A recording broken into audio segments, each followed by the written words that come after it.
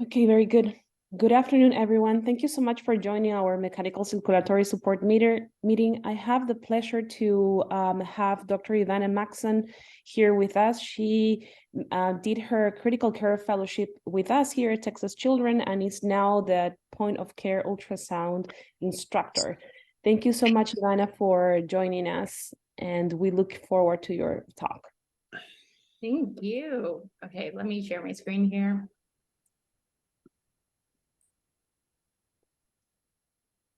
Awesome. Can you guys see that? Yes. Perfect. Okay. Good afternoon, everyone. My name is Ivanna Maxson, like Andrea said, and I have the pleasure of presenting a lecture on point of care ultrasound and ECMO. And I just want to say that point of care ultrasound lectures sometimes can be a little bit overwhelming because it's a lot of directions where you're pointing the probe and so forth. So please feel free to stop me. I'll try to take breaks and check in. And here we're going to start to jump in. So I have no disclosures. And to overview this presentation, first we're going to talk about the current state of point of care ultrasound.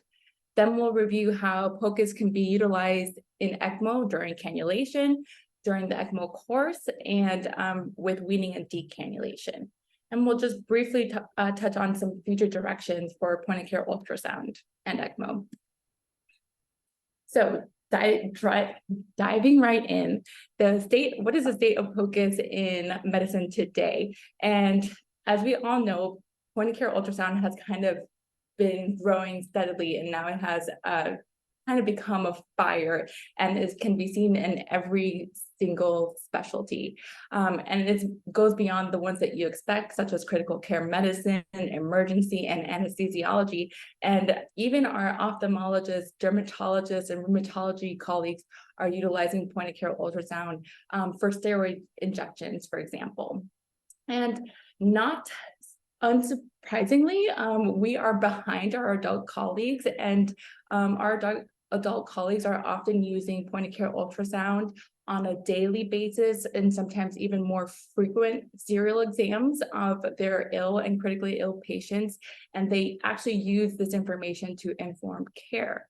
But that being said, pediatrics is coming up behind, and we actually just published a paper in March of 2023 in the Journal of American Society of Echocardiography, which did have guidelines and recommendation for cardiac point of care ultrasound in ill and critically ill children. And it states that POCUS should be a problem-oriented, physiologically based imaging tool that's performed by clinicians to complement other clinical data and to enhance patient management.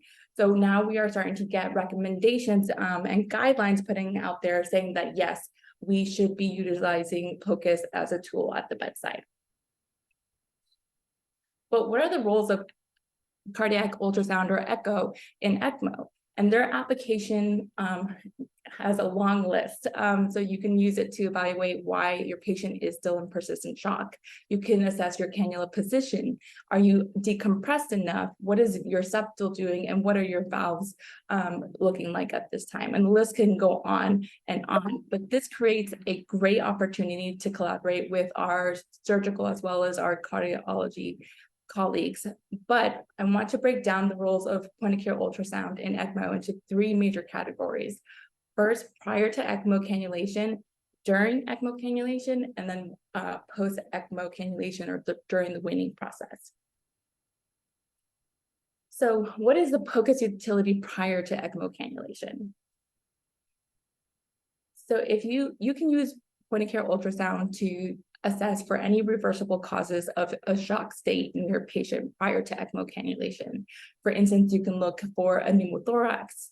Let's say there's a significant pulmonary edema, or if you have cardiac tamponade, or you can just assess global cardiac function. You can also assess and see if your patient is a candidate for ECMO. If you can assess if there's severe aortic valve insufficiency, or if there's aortic dissection, which would deem this patient not to likely benefit from ECMO cannulation. It can also help you determine what type of ECMO support that you want to do, VA versus VV. For example, if you have a patient with pediatric ARDS And you put a probe on and you assess the RV, and the RV is going into the LA, and you can see that your RV is under strain and pressure. You might elect to escalate to VA ECMO support instead of VV ECMO support. And you can also help assess your basal patency and the diameter of your vessels to help your colleagues identify which size cannula would best fit your patient. So going into some ultrasound at the bedside prior to cannulation. So identifying a pneumothorax. And this, again, we're just going to quickly review what you can look at and how to identify it via ultrasound. But if you want more in-depth information and different techniques for evaluating pneumothorax, please contact me afterwards. But a pneumothorax, so if you put your ultrasound probe on the chest, you typically can see lung sliding. So I think you can see my indicator. So if you see lung sliding, you also see B lines, which are these echogenic rays going from the pleura all the way down to the screen. And if you have a pneumothorax, you're going to have air here. So you're not going to allow for that ultrasound wave to create those artifact B lines that are seen in normal lung parenchyma. So here you don't see the lung sliding and you don't see any B lines, and that can be an indication that you have a pneumothorax. So putting a probe on can often be quick and easy, and sometimes it's even faster than waiting for the X-ray technician to get there for that chest X-ray. What about a pleural effusion? Let's say you have a patient that has severely poor compliance, and you put an ultrasound probe on. You could see a pleural effusion and identify it and see if you can alleviate or treat that pleural effusion to help with the pulmonary compliance of your patient. So here, again, you have another view of your lungs, and here you have some ribs. You have rib shadowing beyond that. And then between the two tissue and then the visceral pleura, you have this anechoic or hypoechoic fluid filled structure space. This one's a little bit more pronounced or prominent on the right side. You can kind of just see that your lung tissue is floating in that pool of fluid. Another thing that can help you identify if it's fluid is that you have, whenever you have a pocket of fluid behind that, you're going to have some posterior enhancement of the tissue behind that fluid. And that is another indication that you potentially have a pleural effusion there. Now, these visualized here are just simple effusions. You can also identify more complex effusions. And let's say there's blood, the character of the fluid is going to change, and it's going to become more gray, have some other echogenic material inside of that fluid. You can also evaluate for pericardial effusion with a point-of-care ultrasound. So again, point-of-care ultrasound is not to take place of a formal echo. It is just a tool to be utilized to help you direct care. And let's say I had a patient, I threw on a probe and this is what I saw. That would help me initiate the chain of command a little bit quicker and to get that echo tech to the bedside a little bit quicker to help me quantify this effusion and to see what my RA is doing. Is it collapsing? And do I have significant echogenic findings consistent with tamponade physiology here? So again, point-of-care ultrasound is to be utilized as a tool to help you direct care, but not in lieu of other more formal imaging. And the other thing that you can do quickly at the bedside is assess for global function. We're not doing a Simpsons biplane and trying to get an ejection fraction here. You are just trying to assess for global function. And this can also help you dictate what type of ECMO support you want to provide. For example, are you hyperdynamic? Do you have moderately depressed function or severely depressed function? And is your LV under pressure and then going into your, is your RV under pressure and going into your LV? These are all things that you can quickly assess at the bedside by putting that ultrasound probe on the chest. And you can also assess cannula size. So depending on where you're going to cannulate, you can assess those vessels to obtain an appropriate or an estimate of the French size of the cannula that you want to use. So here you have an arterial, an artery, and then you have the vein. And then within the lumen, you can measure cross-sectional diameters, and you take the most narrow diameter and multiply that by 3 to get your French size. So here in this artery, you have a 7 by 6 millimeter vessel. So you take the 6 millimeter, which is the more narrow diameter, and you multiply that by 3 to get you an 18 French cannula. So you know that at least an 18 French or something smaller will fit into this artery. You can do the same thing for a vein. However, as you all know, veins are more collapsible. They can be modified by pressure a little bit more easily, or compressible, I should say. So you do the same thing. You can do this, obtain the cross-sectional diameters. Here's 7 by 3 millimeter, and then you're going to multiply the 3 millimeter by 3 to get a 9 French. But as you know, this is probably not the best method to assess your venous cannula French size because of the collapsibility and the changes that you can induce onto that vessel. So more accurate is obtaining a diameter to help you obtain your appropriate French size for your ECMO cannula. So what is POCUS utility during cannulation, now that we've just reviewed some potential utilities prior to cannulation? So POCUS can help you during cannula placement. So the guide wire, the J-tip of the guide wire is echogenic. So it can help you in identifying appropriate positioning and placement of that wire. It can ensure that you don't go into the ventricle, which could induce arrhythmias, and it ensures that you appropriately dilate the correct vessel as well. So after you dilate the vessel, the point-of-care ultrasound can also help you identify cannula position and making sure it's in the correct position. And it can also assess ventricle unloading and the position of your intraventricular septum. Cannula positioning. So this can vary significantly, and it's dependent on many factors. So it depends on if you're going peripheral versus central ECMO, the type of ECMO support, if it's a VA or VV, the type of catheter that you're using as well. What is the etiology of your patient's decompensated state? Also, is it an adult or pediatric patient? And what are the size and patencies of its vessels? And what is your institution and what are your surgeon's preferences as well? So here's a chart. This figure demonstrates a chart of different cannulation sites of VA ECMO. And as you all probably can gather, that you don't really need ultrasound identification of position in central VA ECMO, because the surgeon directly visualizes the placement of the drainage cannula in the right atrium, as well as the return cannula into the aorta.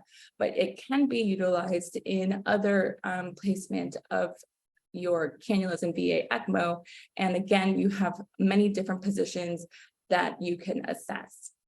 But most commonly in pediatrics, we do go into the neck. We do peripheral cannulation via the neck. And here, the most accurate appropriate positionings to say is that your arterial cannula will be in your brachiocephalic artery, coming in at this orifice, coming into the aortic arch. And then your venous cannula should also be, the tip of the venous cannula should be within your RA. And that is supposedly the most appropriate positioning of these cannulas. But again, the most appropriate positioning is getting whatever cardiac output you need and support that you need for your patient, or sufficient support for your patient.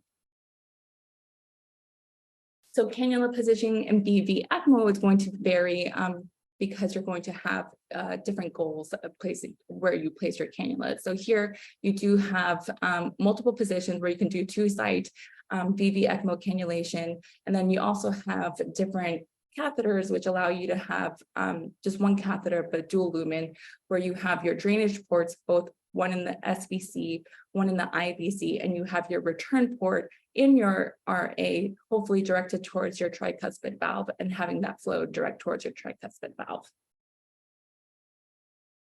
But in general, I think the most important thing is knowing that your cannula should be clear of the septum and of your tricuspid valve.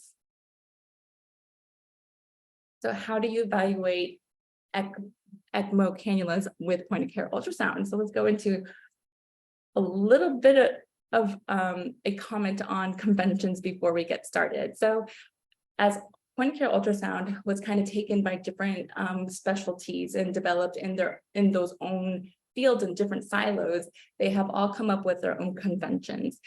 For instance, pediatric cardiology has their echo views inverted, and then they have the indicator to the right, versus emergency medicine and adult cardiology. It's a mix of the two. So what I want to say is that you can skin a cat in many ways, but as long as you know what you're doing and what images you're obtaining, that is what is most important here. And then, so there is going to be some varying images or acquisition of those images depending on what convention you prescribe to. And that is also a plug for kind of coming up with a consensus of how to obtain these images and how to interpret these images moving forward. So for all the cardiologists in the room, you probably don't need to listen to this, but we'll briefly review the different views that you need to obtain to assess your ECMO cannulas. So the first view is the personal long access view. And this is, for me, this is my home base. This is the first view that I get. And this is the view that helps me find the other views as well. So in order to obtain your personal long access view, you're going to put the marker towards the patient's right shoulder. And then you're going to most often be within the third and fourth intercostal space, but it's going to depend on the patient. And it's going to be along the sternum or peristernally. You're going to direct that sound beam towards the spine. And then this is the view that you should get right here. So this is going to be your LA, your mitral valve, your LV, your LVOT into your aorta, and then your RV right here. And this is a schematic drawing of that right there. From the peristernal long view, you can get your RV inflow view. So again, you would start at that peristernal long access view, and then you would tilt the transducer towards the patient's hip, and then you have to potentially optimize that window a little bit with some rotation to be able to get this RV inflow view. And this is one of the best views that you can get to assess that venous cannula. And you can see it here. So this is your RA. This is going to be your tricuspid valve going into your RV. Here in this image, if it's not stopping, there you go. Here you see the ECMO cannula in your RA. This is your tricuspid valve going into your RV. And we'll get some better views in a moment. But the other view that's important for assessing ECMO cannula position is your apical four-chamber views. So in order to obtain this view, again, I start with my personal long axis. I rotate about 90 degrees, and then I'm sliding down towards the patient apex or towards the PMI, which along women often is in the crest of the breast. Then you're going to tilt the tail of the probe down, and then hopefully this view, which sometimes can be difficult in adults, but easier in pediatric patients, will come into place. So here you have your RA, your tricuspid valve, and your RV. Going over here, you have your LA, mitral valve, and your LV, and then you can assess global function. You'll also be able to see your ECMO cannulas in this view. So in order, from your apical forward chamber, we also want to obtain your subcostal view and your IVC view. Sorry, let me go back. In order to obtain your subcostal view, you're going to put your probe under the costal margin or under the subxiphoid process, and you're going to have the indicator directed towards the left of the hip. Then you're going to flatten the probe out and try to become as parallel as possible with the bed or with the patient in order to obtain this view. And then you're going to first see the liver. After the liver, you're going to come into contact with your RV. And then above that is your RA. Then you have your LA and your LV. And again, you're going to hopefully be able to see your ECMO cannula in this view, but it's sometimes a little bit more difficult. And in order to assess in pediatrics, so in order to assess your arterial cannula, which is most often via peripheral neck cannulation, you're going to want to obtain the suprasternal long axis view or your arch view. So in order to obtain this view, you're going to place a probe in the suprasternal notch. Then you're going to direct the indicator towards the 1 o'clock position.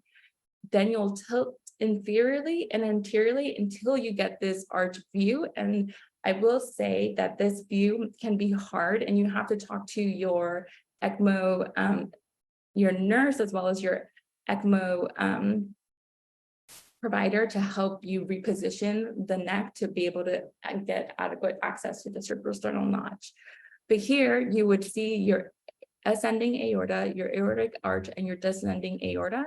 You will also see your brachiocephalic, your left common carotid, and your left subclavian, and it looks like 3 fingers coming out. And then you'll see your ECMO circuit coming at your brachiocephalic, joining your aortic arch.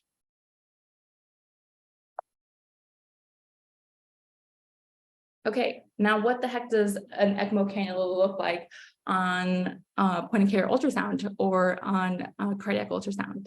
So here we have an apical 4-chamber view, and then you can see the ECMO cannula coming in here into the RA. So you have your RA, your RV, LV, and then your LA coming in momentarily there. And you see 2 tracks. Again, this is an IVC subcostal view. You can see the 2 tracks of the ECMO cannula right here going into your RA.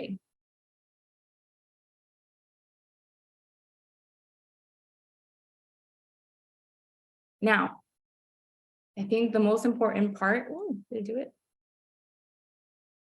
Is to try to find the 2 tracks. So it's the track sign, and we can discuss different probes selection to help you identify or more easily identify these tracks.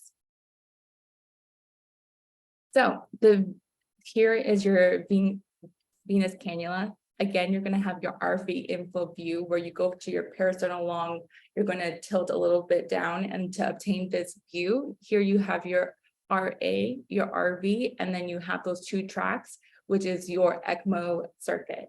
And if you put color Doppler on, you can see where the return port is directing the flow to. And then here you can see that this return port, the majority of the flow is directed towards the tricuspid valve and going towards the tricuspid valve. So it is in a good position. Ivan, I think Mark has a question for you. Go ahead, Mark. Yeah, sorry, Ivanna, I didn't mean to interrupt you because what I find always struggling, and if you go back to your 4-chamber view, for example, is 2 things. A, where is the real tip of the cannula, number 1? And the second is, where's your shadow going? As in your 4-chamber view, a few slides back, it seems almost crossing the intraatrial septum. And I find this always extremely difficult to answer these 2 questions for me. Do you have any good tips? Yes, so more than 1 view.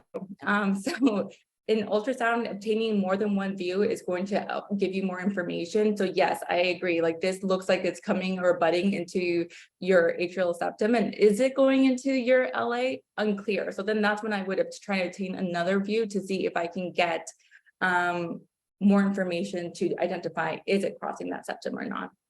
And then you were saying that you don't know where the exact position of the tip is?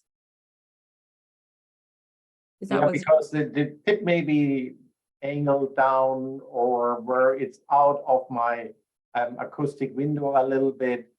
So that's a similar problem, that's the opposite problem to the shadow, essentially, to really make sure you know where the tip is sometimes difficult. Eric says that it usually appears lateral because the orientation of the apex is diagonal to the cannula. Are you talking about the the cannula tip. The cannula, yeah, so you won't see it pointing at the apex. Right. It's usually because it's the direction the beam is intersecting the cannula is oblique. It's at an angle. And so it's going to appear lateral, but the path of the cannula, the rigid cannula is not likely to directly, from the SVC down towards the bottom of the RA is not likely to directly point into the septum, at least in the way it looks on the apical 4-chamber view. But a lot of devices coming down the SVC will have kind of a lateral looking approach because the beam kind of intersects the cannulas at an oblique angle. Ashish, you have a comment?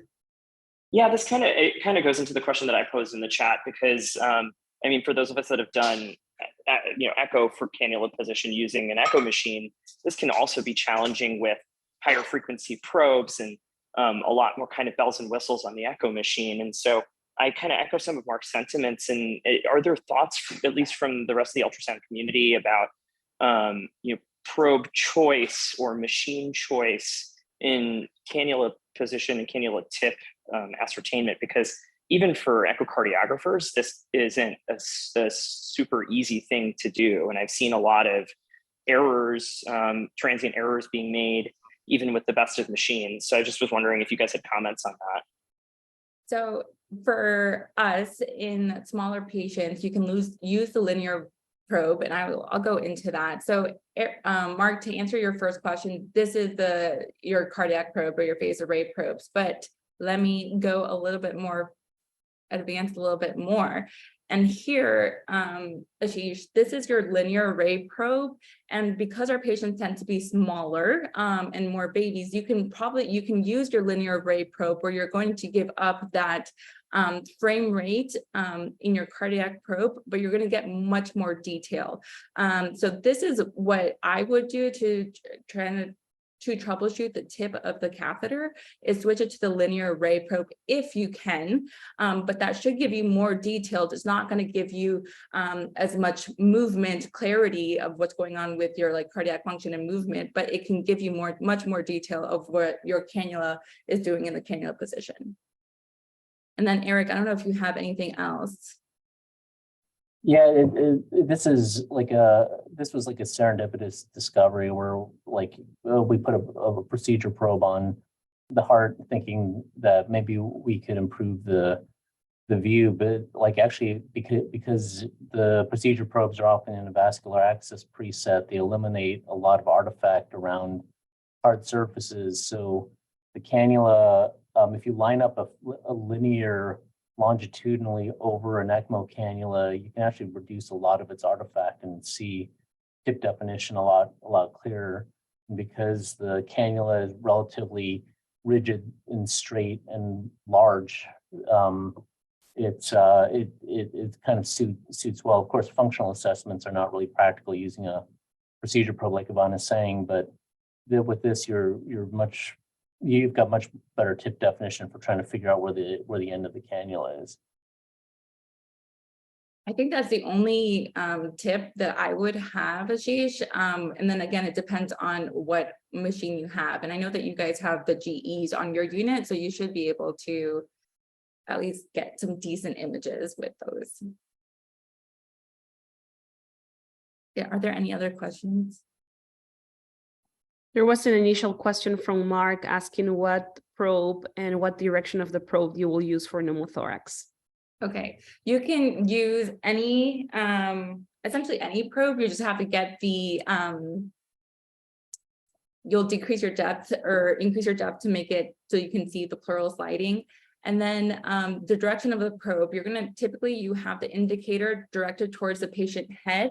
So you're gonna have your indicator up towards the patient head, and then you're going to scan various places along the lungs. So first, there's several different protocols to do it, but I would start anterior, mid-clavicular, and I go down, and then I start doing mid-axillary and post-axillary lines, and I scan down.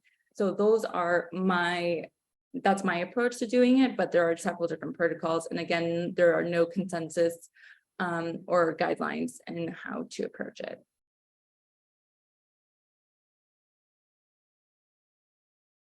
Okay, well, this ultrasound demonstrates a linear array, which can identify your ECMO cannula a little bit more effectively. When you use Doppler color flow on it, you can see that this ECMO cannula is definitely flowing into that liver. So this cannula would need to be repositioned. And here's another view of a femoral cannula coming up into your RA. So from your, here you have your hepatic vein, you have your IVC, femoral cannula into your RA. Again, Mark, you can't really see like greatest tip definition here, but if this patient was small enough, you could potentially try to use your linear probe to better identify the tip of that ECMO cannula. What about arterial cannula position? So here we are going to do that suprasternal long access view so you can get your arch. Again, this is a harder view to obtain, but you're going to hopefully see your 3 fingers coming off of your aorta. So your brachiocephalic, your left common carotid, and your left subclavian. You'll have your ascending aortic arch, and then you go into your descending aortic arch. If you put color flow, so this is your ECMO cannula here. This is a still frame, so I will show you movement in a second, but this is a still frame. You have your ECMO cannula here, and you have your flow coming from your ECMO circuit. So this is the same imaging view, essentially, but with the linear probe. So now you can more easily identify or clearly identify that that cannula position and the tip of the position. And you can still use color Doppler to assess the flow and the direction of flow of that return port. Here you can see that the flow is going mainly down the descending aorta, which is appropriate cannula position. Versus this patient, so this is the phased array cardiac probe that we're using. Again, the imaging is very difficult to see. You can potentially identify the track sign here. If you put flow on this image, you're going to see that you have flow going down the ascending part of your aortic arch and going bidirectionally both sides. So this cannula is too deep, but in order for you to view it a little bit better, potentially switching to your linear probe might help you identify that tip a little bit easier. And you can see it much clearer here. That is definitely a little too deep, and that probe needs to be repositioned, or that cannula needs to be repositioned.